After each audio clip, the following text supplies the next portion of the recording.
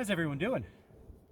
Up here this weekend, Robledo Mountains in New Mexico, on the, what am I looking that way, west side of the Rio Grande.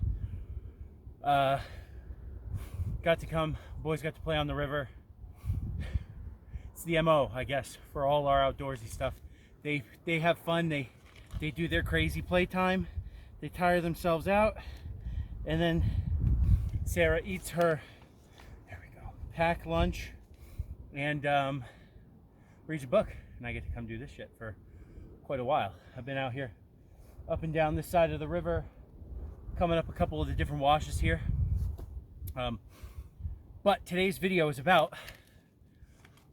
it's a 6 month, almost 8 month, 6 month review on the Brownells BRN-180 upper. Just kind of pros, cons, good, bad, and just my experience using it and carrying it and shooting it. So first of all, it is on a, guys have probably seen the earlier videos, it's on a Wind and Weaponry MPC, military, police, civilian, MPC standard AR-15 lower with the fixed buffer tube, because I wasn't going to go buy anything special.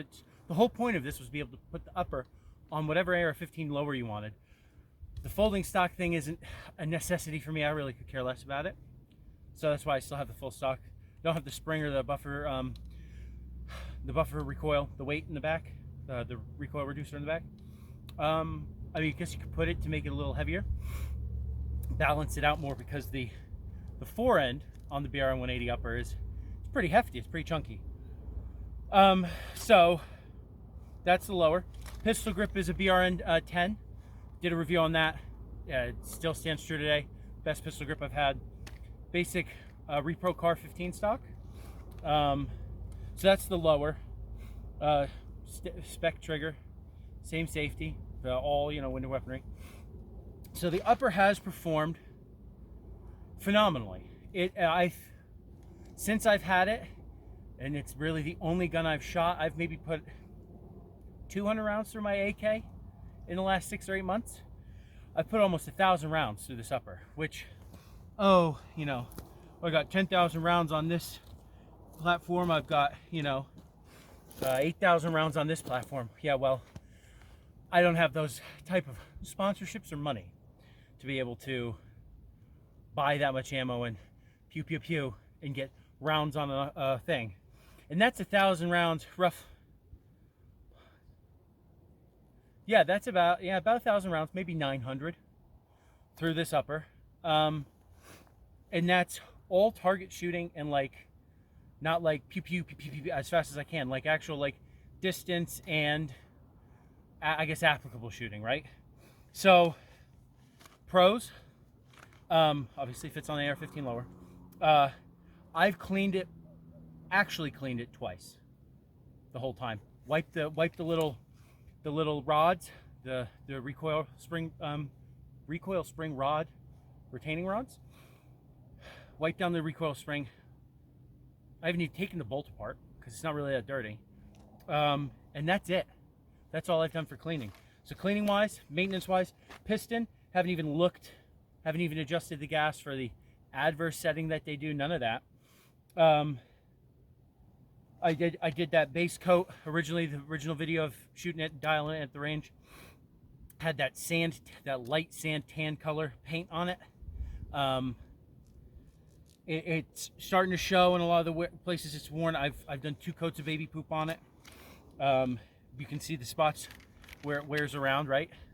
What else? What other pros? The ergonomics, reloading, right? Reloading, you can do the under rack, you can do the over rack, whichever one you prefer. I mean, I even, if I'm in a decent firing position, I'll reload and then I'll just charge with my hand. I don't give a fuck what people say about the whole firing hand thing. If it's more ergonomic to just go and release the bolt because it has the bolt hold open, then fucking do it. If it's more ergonomic for you, for your shooting style and whatnot. That's pros. 2, 2, 3, 5, 5, 6, because it's a 223 Wildy, which is compatible for both. The barrel, when I had my L can on it, I was able to have my stock collapsed to one click out, and it's a really tight package. It really is. Even with this expanded out for the eye relief on my Swamp Fox, it really is a tight package, right? And compactability is a great pro. So the only cons are, I wish they made an aftermarket, not aftermarket, but if you wanted to change this dust cover to aluminum, the plastic just feels finicky. It works great. There's no problems with it. It's sturdy, but it just is, kind of want it all to be all metal. It's just my thing, right? That, and the other con is the more I've shot it, the more the gun has been broken in.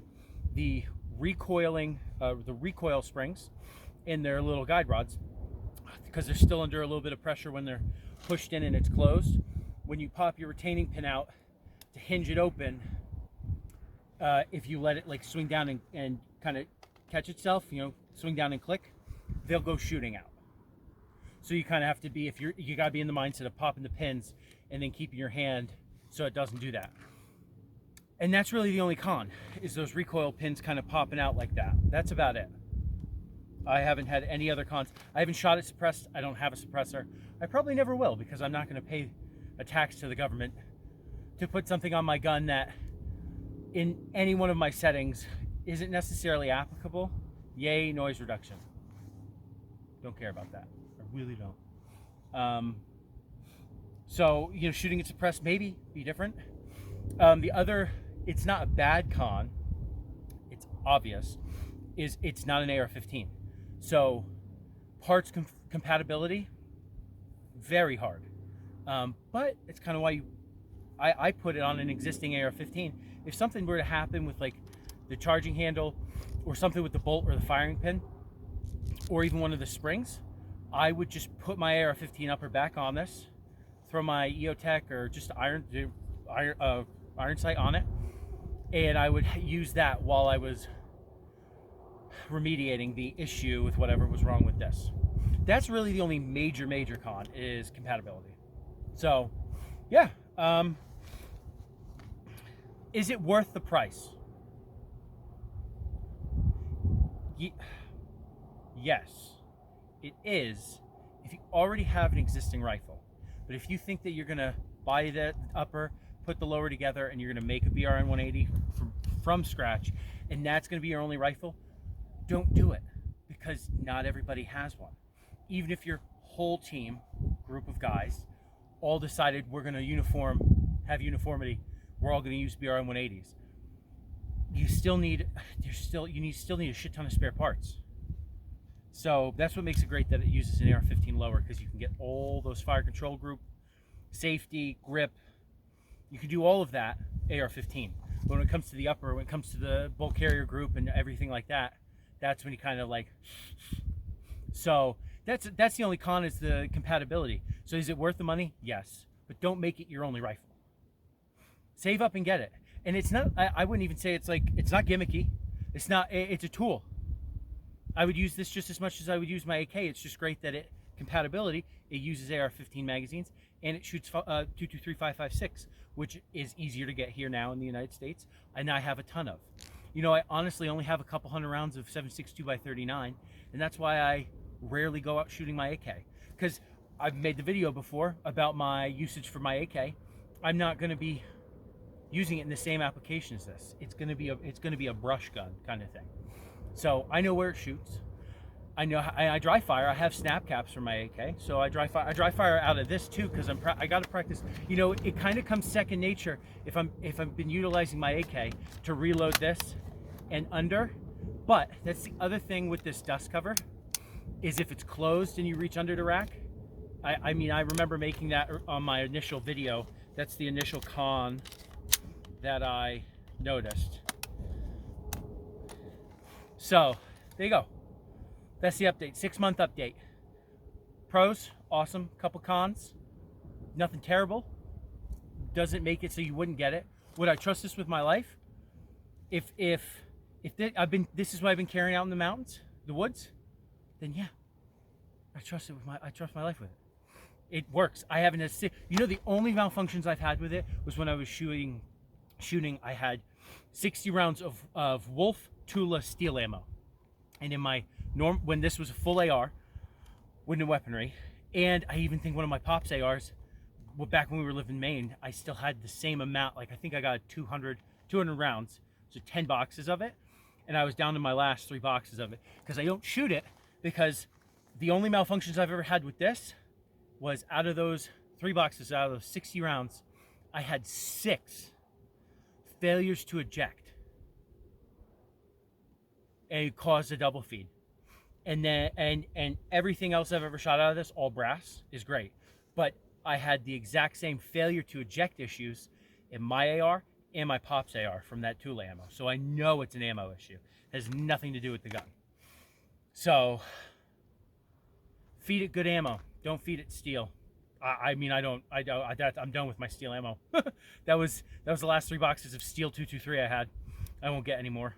Even if I could find it for $5 a box, I won't, because it's unreliable and it wasn't fun to shoot. And bop, bop, bop. What the fuck? Making me think something's wrong with my gun. I'm like, oh yeah. So, there you go. Hope you guys enjoyed it. You guys have a good weekend. Get out there. Fucking get out near National Forest. Fucking BLM land. Wherever you are. Backyard. Friends' private property. Whatever you can do. Get out there and practice. Train with your gear. With your kit. With your camis. I hope you like my smock. I wore it today. Just because. Alright. Y'all have a good one.